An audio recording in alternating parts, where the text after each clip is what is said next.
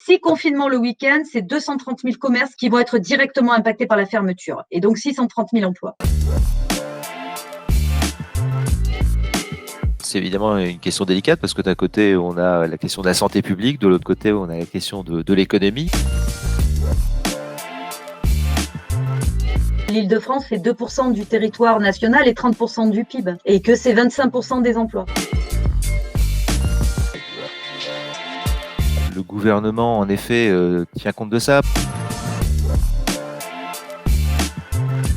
L'économie Île-de-France, c'est une région qui est internationale. Par construction et son système économique, elle l'est fortement. Donc l'économie internationale a quand même été fortement touchée par la pandémie et ses conséquences en matière économique. On peut penser tout simplement au tourisme, très forte baisse des fréquentations touristiques. Il y a 51 millions de touristes qui transitent par l'Île-de-France, donc 22 millions d'étrangers. C'est 22 milliards de consommation touristique, plus de 100 000 entreprises et 500 000 emplois. On pense toujours au tourisme de loisirs, mais n'oublions pas que l'Île-de-France, c'est également une destination de tourisme d'affaires. Aujourd'hui, la perte estimée est de 5 milliards. C'est environ 420 salons et congrès qui ont été annulés. Donc là, on n'est même pas sur un ralentissement, on est sur un stop global de cette activité qui est l'une des activités les plus importantes en Île-de-France. Également, tout ce qui est lié au transport aérien, au transport de voyageurs qui ont été fortement impactés. On peut penser aussi, évidemment, aux activités culturelles. Une grande partie des secteurs franciliens qui sont liés à l'internationalisation de son économie ont été plus impactés parce qu'ils ont une place plus importante dans l'économie francilienne que dans d'autres régions françaises. Nous aurons à prendre, dans les jours qui viennent,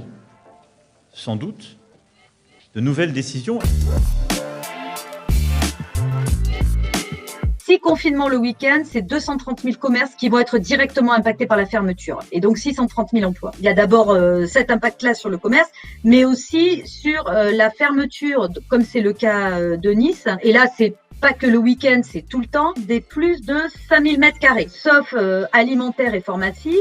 Et il faut savoir qu'en Île-de-France, c'est 190 points de vente et 171 centres commerciaux qui fermeront leurs portes. Donc un impact, on va dire, très fort pour le commerce non alimentaire. On pense bien que l'hésitation du gouvernement est due à l'arrêt total de ces activités. L'économie de l'Île-de-France et les franciliens, c'est pas que l'Île-de-France, c'est la France. Donc le poids du PIB francilien, c'est quand même important dans l'économie française. Il faut rappeler que l'Île-de-France fait 2% du territoire national et 30% du PIB. On connaît l'effet d'entraînement de la région Île-de-France par rapport à l'ensemble de la France, puisqu'on sait que les sièges sociaux y sont concentrés. Une dynamique de la région Île-de-France entraîne les autres régions.